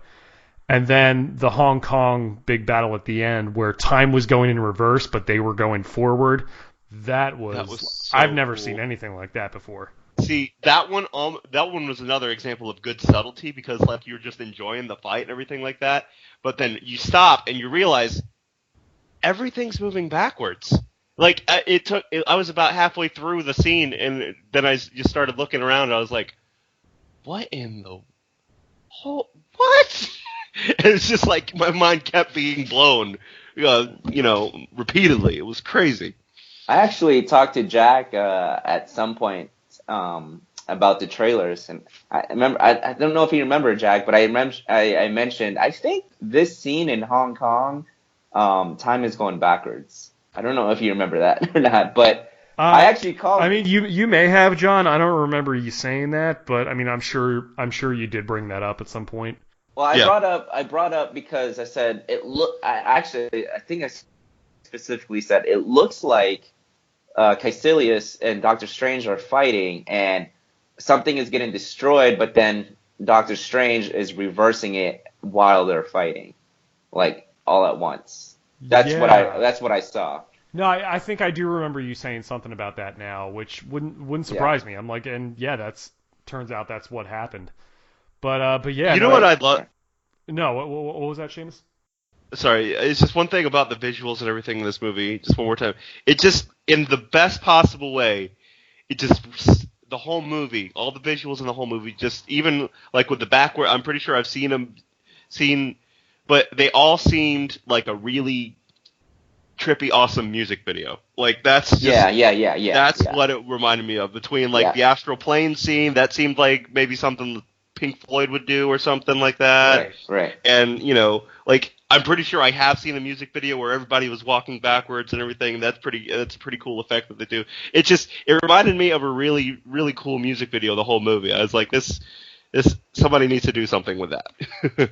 Yeah, and it was cool because they knew they needed Doctor Strange to connect kind of the entire tissue of the MCU because Guardians of the Galaxy is so colorful and it's out there in the universe. It's kind of hard to picture it being with the rest of the movies. But with Doctor Strange, they went ahead and connected it because when he traveled through the entire galaxy like that, they showed that he was out in space and that there was all these colors and all this stuff. So it was kind of like that was their way. That gap. Yeah, that was their way of kind of bridging Guardians of the Galaxy to the regular MCU. It was very well done. Yeah, no, I couldn't agree more. It was just, I mean, so much to take in between the multiverse and all that, everything that involves. And I wanted to bring up one thing, and I don't know, like I don't know how you guys thought about this. There's a couple little things that some people tend to criticize in comic book movies, and that is the idea that there's a portal in the sky that we have to close. Did you guys? This one technically wasn't a portal in the sky. It was more a portal coming out of the ground. But I see what you mean. I didn't know if that bothered you guys at all, and I didn't know if at any point you guys thought that Dormammu was kind of a cloud-based villain, almost. Yeah. Were you going more with that, or were you opening up? No, I mean, I didn't know if you guys got that feeling at all. I mean, he turned out to be like a giant floating face, more or less. But I mean, he's still very powerful. And oh, by the way, I heard that like Benedict Cumberbatch actually did the voice and motion capture, or at least part of it for Dormammu, which I thought was an interesting choice. He did. He would. Yep. Why not? Sure. I actually did. That came to mind. To be honest with you, I was like, oh no, I hope this isn't another X-Men debris flying everywhere, and we got Cloud City bad guy over here. But with Dormammu, it actually worked out perfect because I agree. Because Dormammu has been kind of in comics. He's been drawn several different ways. One, he was like an actual figure where he looked like a human, but he had like a fiery head. Mhm. Another one is where he is kind of like a cloud in this astral plane that is very powerful, like more powerful than the Ancient One or any other sorcerer. So for me, it actually worked that he was in kind of another astral plane or in another galaxy far away where he is not Star Wars, but Yeah. but he is a face, like he's just kind of like just like this power, and he created a face so that way he could talk to whoever it is that's there. He doesn't necessarily always have a face. You get what I'm saying? Yeah, no, Yeah, I he's mean, more I guess would you say it would be a little more it would definitely be a little bit more of a fleshed out character than say what Galactus was in Rise of the in Fantastic Four, Rise of the Silver Surfer, or what Parallax was in Green Lantern in 2011. Yeah, those were bad. Right. Those are bad. Go ahead, Seamus. Yeah, for me, like the fact that they gave him a face and eyes in that scene just kind of added that touch that I needed. I mean, yes, it had the potential to be a cloud-based villain, but the fact that they gave him face, eyes, voice, personality. Yes, I mean we're talking about this giant supernatural being or interdimensional being. So yeah, it's kind of hard to avoid the whole cloud-based thing. In superhero movies, like this is kind of a defense of the cloud villain. In superhero movies in general, it's hard to avoid cloud-based villains just because when you have these mega superpowered heroes, what are they going to fight except something that's like this giant force? It always seems like between, whether you have Thanos or Galactus or, or something along those lines. Or Darkseid. Yeah, Darkseid. Well, Darkseid's not that cloud-based, but I mean, I see what you're saying, as in where it's almost like a force of nature. Yeah, you basically, when you have these overpowered characters in comics, you kind of have to do that. Or you could take it to a point where you're talking about psychological stuff and everything like that, but that doesn't translate into a blockbuster movie as well. Right. Yes, it gets done a lot with the cloud-based stuff, and this one almost was. In fact, it could be argued that it was kind of the portal in the sky argument again. I don't think it necessarily was because they put a face on Dormammu, and for me, that's all I needed. Yeah, and, you know what? Go ahead. Sorry. The fact of the matter is, when you have overpowered characters, you kind of have to have them fight overpowered forces. I think what the two things is that, number one, they did give it a face and a personality, something that you could actually semi-relate to, that it's talking to you, it has facial expressions and all that stuff. And two, like, in the comics, he was kind of, at some points, he kind of looked something like that, as opposed to Galactus. Galactus was never this cloud, nature, he wasn't a cloud. Like, he was an entity. Like in that movie, I would have been just satisfied if they'd just given us the shape of his head. Yeah, we can't see like a full-fledged human face. That makes sense. Right. Especially when they were dealing with it in the early 2000s, everything like that. Yeah, obviously it would have been hard to sell, but at the same time, just give us the shape. That's an iconic shape. Right. Don't just make him a cloud. Yeah.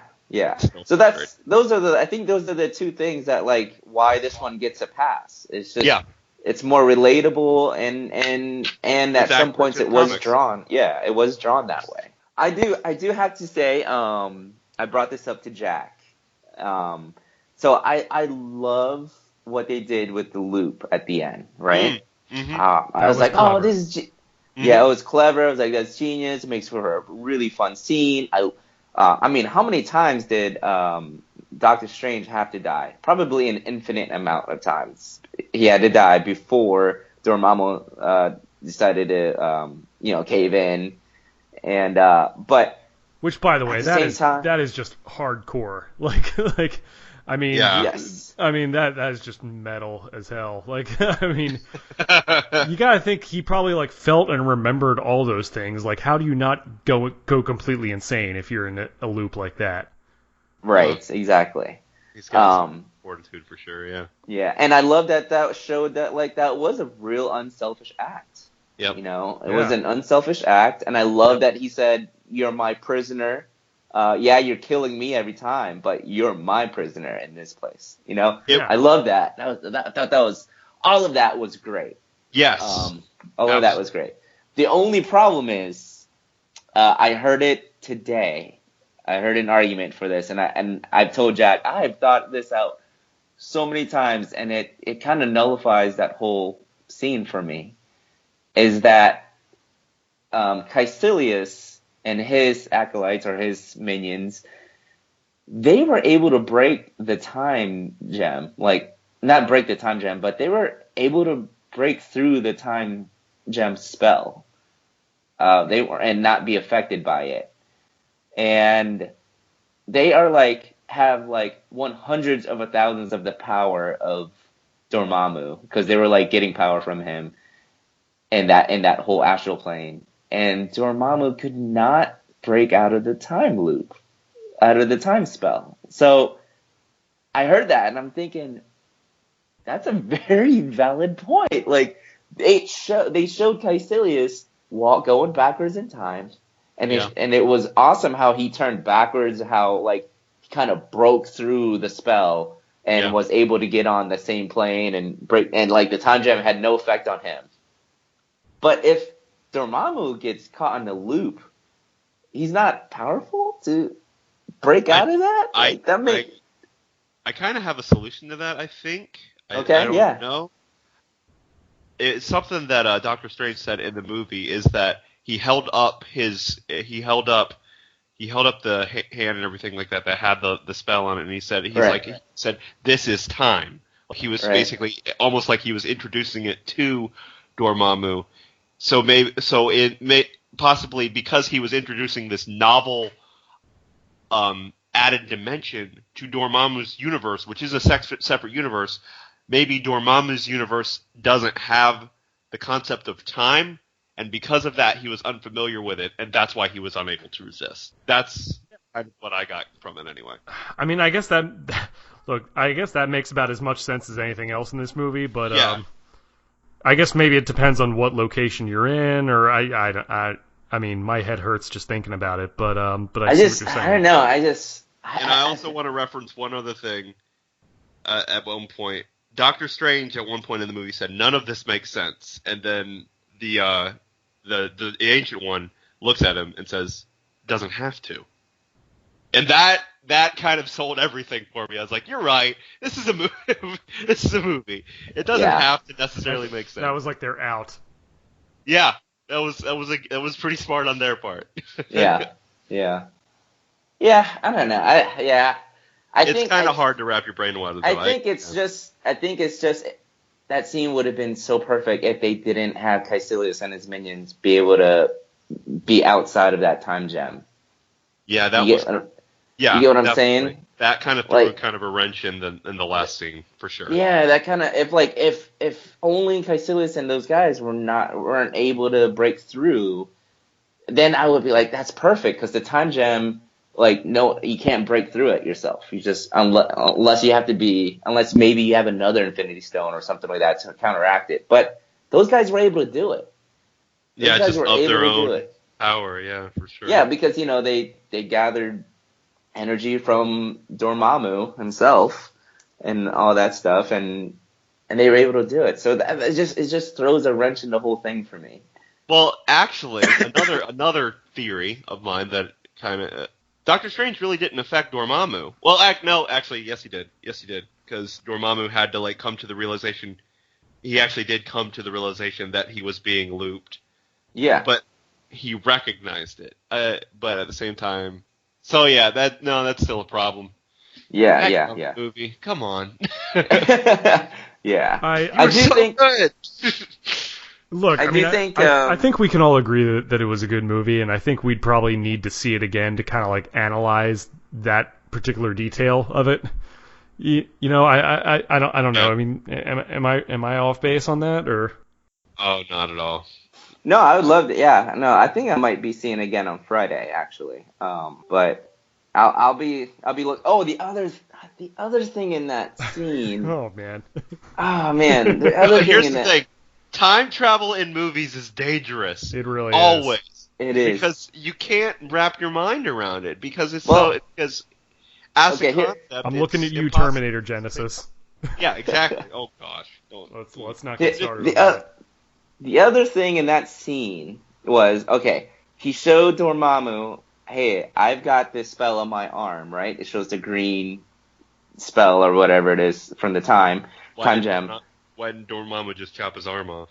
Well, no, not even that. But he says, okay, this thing is on, basically. If this thing's on, we're on a loop, and you can't do anything about it. And then he says, you know, you take these guys and go away, and I'll release you from this. Well, the very next scene when he finally gives up, like, Doctor Strange is like floating down on Earth right behind Caecilius, and that's when Dormammu takes those guys and leaves. But if you look, he doesn't have the spell on. It's not on. So that way it wasn't on a loop. And I'm thinking to myself, if he takes off that loop, there's no way Dormammu would just let him go without killing him right then. See, that's a good point too. I mean, Dormammu could have just like killed him right then because he had access to the Earth. And so I literally thought to myself, like, oh, all right, he's gonna come down, and I was literally looking for the time loop thing on his arm. It wasn't on, and I remember thinking to myself that, well, that can't be right. He shouldn't have turned it off because he would have killed him. Dormammu is pure evil. He would not let him go without, if he was given just the slightest crack to kill him without no consequence, he would do it. Oh, for sure. He's not gonna like keep his promise. Like, oh yeah, this guy put me in a loop a bunch of times, so I'm gonna keep my promise to him. Yeah, I mean, that makes sense. But exactly. But again, we could overthink this all day. Probably am going to. I'm probably going to lose sleep over this because you brought it up. I think we already Thanks have. a lot. I see what you guys are saying. I think it's one of those things. For me, I would have to watch it again just to kind of wrap my head around all of this other stuff. I mean, I definitely see what you're saying, John, and those are valid points. Yeah, no, I'm my brain hurts right now. Yeah, I do. I wasn't mentally prepared for time travel discussion, man. Come on. I do. Like I said, I had a lot of fun with the films. It has its cons for me, but it was a lot of fun. I would watch it again. In fact, I think I'm going to watch it again on Friday, and I'll watch it again several times. I do think Caecilius and Mads Mikkelsen were underused. He unfortunately fell under the wayside of another typical Marvel villain, where, he's more of a plot device. You don't get to invest time with him, and it's kind of weird that he stole that book at the very beginning, and then you don't see him until like Doctor Strange is a sorcerer. That's a lot of time. Yeah. Where he doesn't do anything else. He's just kind of doing nothing almost. Doing nothing. That's a very long time. So it's kind of weird. And then well, it was a big book. Maybe it took him a while to read through it. Yeah, Fair but enough. you think with him being evil like that, did he have cliff notes? Like what happened? I don't know. He'd probably be. I don't think he would just be sitting on the. You had to Google translate the Sanskrit, man. I don't think he would just be sitting on the beach, ordering Mai Tais and like, oh, I'm just gonna read this until it takes me 4 years later or something like that. Right. But does this thing have a spell in Mai Tais for me? Because that would save me a lot of time and money. Yeah. So I do feel. I don't know. I do feel Mads Mikkelsen was underused, which is kind of a bummer for me because I really love that actor. And then the other thing, but redeeming that whole thing was, it was a double-edged sword on the bad guys. One was not so great, and then the other one is they finally, they made sure to take advantage of Chiwetel Ejiofor. Like, they know they have an Oscar-winning actor here. They gave him a great part with Mordo, who, I told you, Jack, he's kind of like, he's a good guy, he's a bad guy, he's a good guy. He's always in between. Depends on his selfish mode, how he gains from it. And they they absolutely capitalized on that. Seamus completely brought this up earlier. Just wanted to touch back on it, and that like I love that. See, they did it right with him. We invested time with him. Like Yeah. we completely understand him. We invest like we got to go through a little bit of a journey with him and this and that. And then and I love that they flipped it so that way to let you know, he's not all good. He is bad. And now he is literally they have their Loki 2.0. Yeah. Because Loki is their best villain. And that is a good villain. The other ones are not, but this one, Mordu, they have two. Right. Now they have two, and I I love think, that. I mean, a lot of times I don't really think that's anyone's fault. I think just that's the role that the stories have them in, and there's only so much you can do with that. It doesn't Well, really... Marvel is all about their good guys. Yeah, which as they should be. Well, they use their bad guys as like a stepping stone for their good guys. If you watch if you watch I'm gonna take example for Man of Steel. Mm-hmm. Man of Steel, you actually took a journey with General Zod. Zod. You actually took a journey with him. You get what I'm saying? You followed his story arc. I agree. I agree. And so, and he was used to bring up, like, he was used well to be able to lift up Superman at the end. That was great. No, absolutely. Yeah. Now we had a big discussion earlier about the Ancient One and Tilda Swinton. How did you guys feel about her? Again, it's another double-edged sword for that whole thing, because I'm gonna be honest. I do feel it was a complete missed opportunity for Marvel. I was like, man, this just could have been so good had they used like an Asian actor or at least someone who looked the part. That was just another missed opportunity, because it's not like they have a ton of those parts available, like all the other characters. So that was a little disappointing, but and they used the whole line of, oh, this one's, she's a line of other ancient ones. Yeah. And that's kind of like their sidestep of, well, sorry if it's not we didn't cast an Asian person. This is kind of our way to say that. And then, but so once you get past that, and you accept that they went with the white route, then they probably couldn't have casted a better person, in my honest opinion. The performance of Tilda Swinton was the best. In fact, her parts were probably my favorite parts in the whole movie. I'm not gonna lie. Well, there you go. Just because I knew she was gonna see, it's another double-edged sword. I knew she was gonna be so good. Mm-hmm. And her parts were gonna be so good. It's like good and bad. It's like it's good because you enjoy it, but it's bad because they're just gonna, that allows them to keep following the trend because, people say it's good. They enjoyed it. The good thing is, like you said, like they left it open where it's like they could theoretically have that character reincarnate into any kind of form or any kind of gender or ethnicity, whatever, kind of like Doctor Who almost. I did love her parts though, like especially towards the end battle. Anytime that she was battling, I love that she was the master of the arts, and it showed it. Even when Caecilius supposedly got equal power, like she knew she was the master at it. Like I love that scene where they're in the mirror image and Caecilius kind of has her on the ropes, and he kind of smashes a building towards her way, and she gets affected by it, but then she like stopped and looked right at him, and she like reversed it towards them, like, you may be gaining some power, but I am the master of still. I just loved it. Loved, and she was. Her movements were on par for being, to me, as far as a master ancient one. Her delivery was very good. I mean, that's Tilda Swinton for you for that kind of role. I knew she was going to be great for it. I mean, yeah, I absolutely agree with you on the missed opportunity aspect of it, and I feel like it was for Marvel, in my opinion, and this is just my opinion. I feel like it was kind of damned if you do, damned if you don't type thing. Where if they cast a typical, that kind of what they did at the beginning of the movie, like where that other master, they kind of almost alluded to him being it. or if they cast that typical Asian role and everything like that, they could be accused of stereotyping. And they were doing it to avoid stereotyping, but at the same time, casting a white woman seems kind of an odd choice.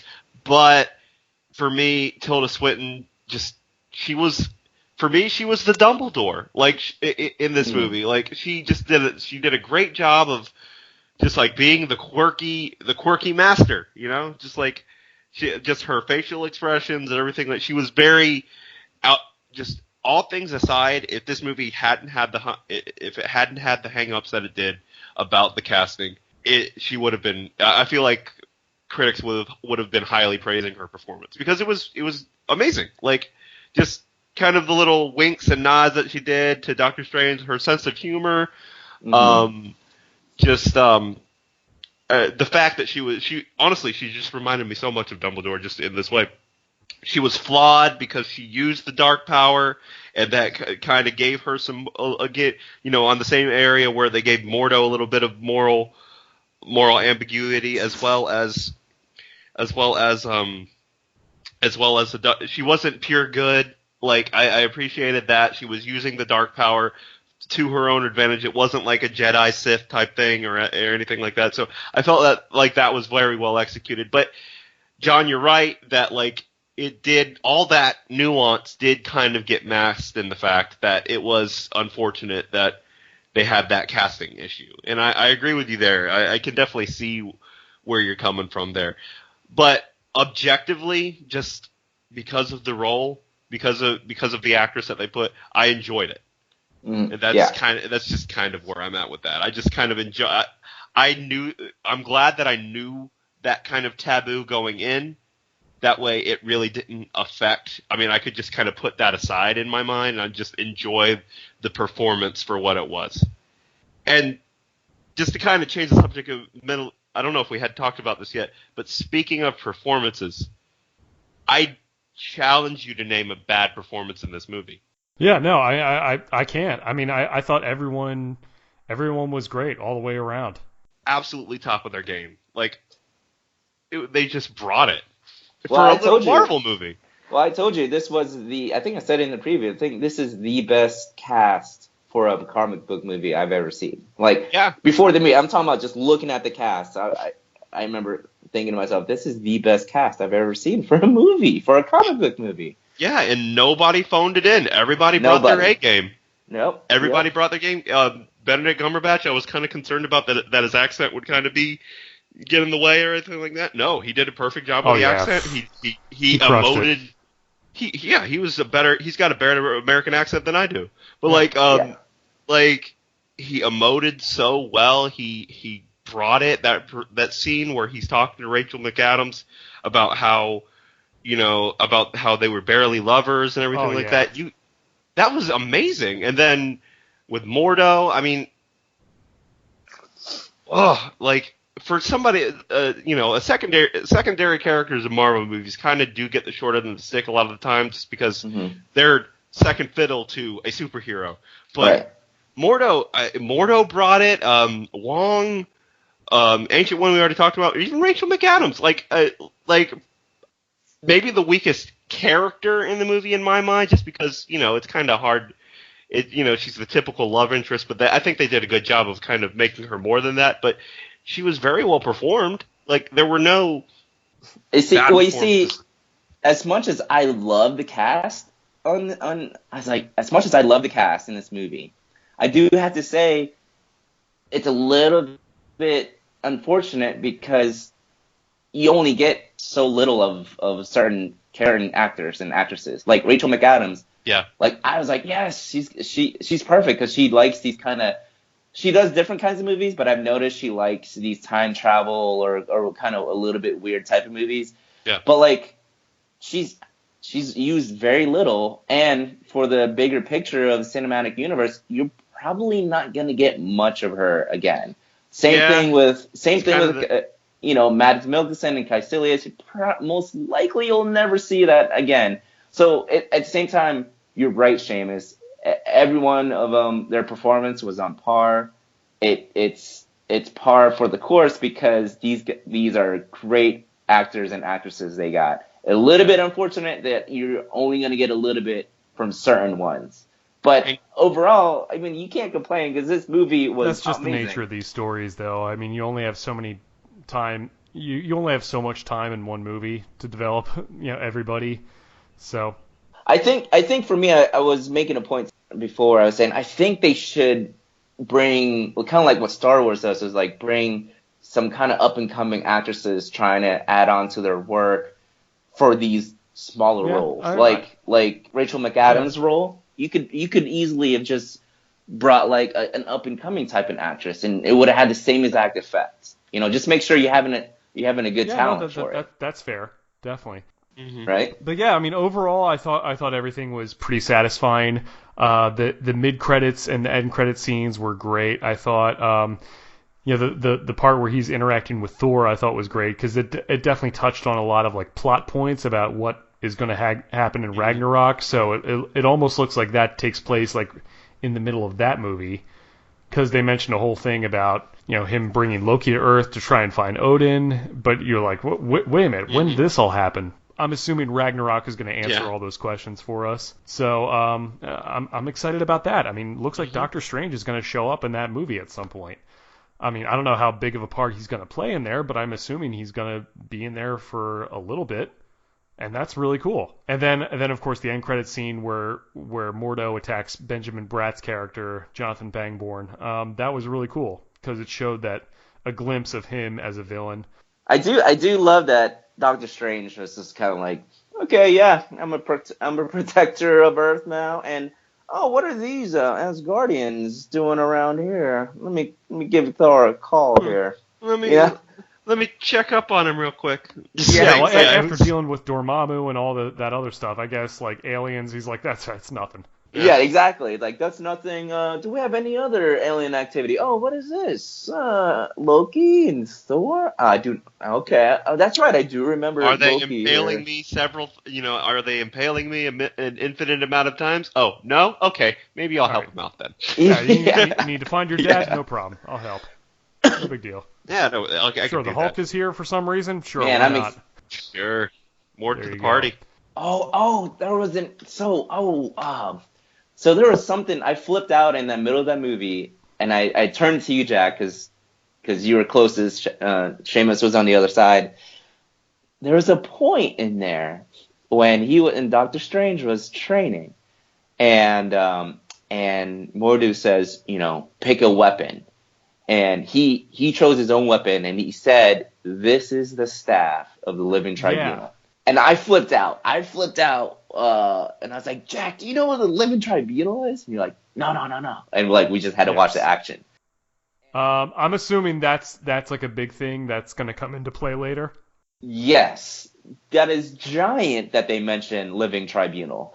And again, this is all goes back to the Infinity Gauntlet comic series.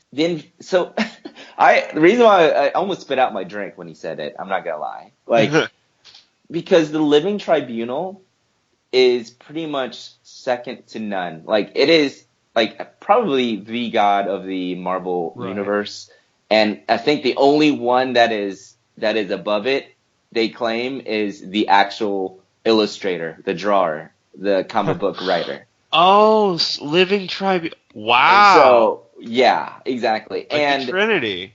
The Trinity. And, it's like it has a body, it has one body, and then on the head, it has three faces, on each side, one side, and then another side, and another side.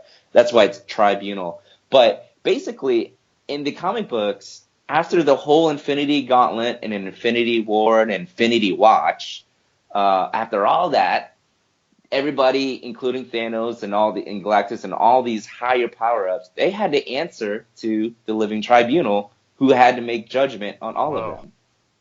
So, yeah. So that was that in the comics. That's why I almost spit out my drink when he mentioned what's the staff that of the doing on Earth? What? You're right. Why is everything on Earth? What's the staff of the Living Tribunal doing on Earth? Three infinities. Oh my gosh. Anyway, that's awesome. That is amazing.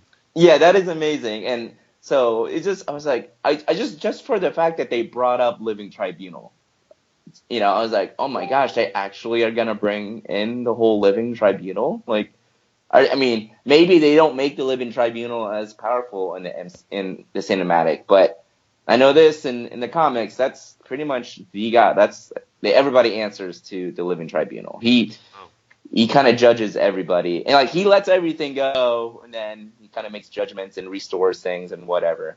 So, and that's with Thanos having the whole Infinity Gauntlet and all that stuff. That sounds deep. It's real deep. I don't even know if I'm ready for that. Yeah. Wow. I think, honestly, John, you've convinced me. I need to do. Yeah.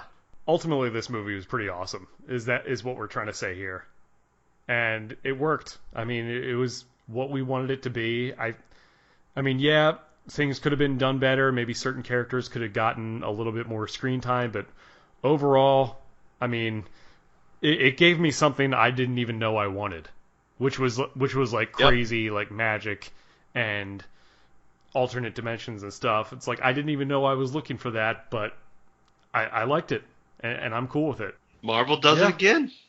That's all I have to say. Marvel did it again. I mean, they brought magic into the cinematic universe, and they did it with a bang. I mean, they did a good job. I really have nothing more to say about it. I'd be curious on. I always like to get a score from you guys. 1 being horrible and 10 being perfection and 5 being average. What would you score it? I think right now I would probably give it a 7. Okay. I mean, just because I would need to see it a little bit more to absorb all the subtleties of the story. But overall, like I enjoy it. Like I would buy it when it comes out on digital or DVD or whatever. I'd probably say I'd give it about an 8.5. I'm kind of with John. I mean, I'm kind of with Jack on a lot of things except for just the visuals. That was what kind of put me over a little bit. Just 8.5. I'm definitely going to buy it. It's definitely one of my favorite Marvel movies at this point. But, I can't give it a perfect score just because there were obvious plot holes and there were things that I did kind of have a problem with. But, yeah, definitely excellent. Definitely a very good movie. John, what about you? I would give it a 7.5. I really enjoyed this movie. I wanted to love it. I didn't quite love it, but I mean, 7.5 is a really good score in my opinion. That is, and I would definitely watch it again. I'm going to watch it again. And I don't really own movies, but as far as I would probably watch this quite a few times. And I think all the performances were really good. The nods to Steve Ditko's Doctor Strange was excellent.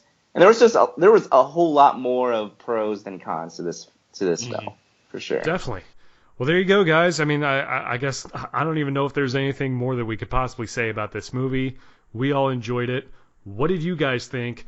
Again, tweet me at jackxconnor with hashtag Phoenix Report. Email me at jackconnorpodcast@gmail.com. I'm also facebook.com/jackconnormusic. Seamus, you're on Twitter at CelticKraut75. Yep, that's right, CelticKraut75. And just one more thing. Yes, we do realize that the Cloak of Levitation was basically the magic carpet from Aladdin, but we're not going to get into that. No, that was great. I mean, I know we kind of skipped over that part. That was a lot of fun. It looked cool when he had his full getup on. He looked like he was right out of the comics. It looked epic. Well, there you go, guys. Make sure you subscribe, leave a comment, go back and listen to all the other episodes. Again, follow me on Twitter at jackxconnor, Facebook, facebook.com/jackconnormusic. Vertebreaker.net is my band if you want to check it out. And for John and Seamus, I'm Jack Connor. This has been the Phoenix Report. See you guys later.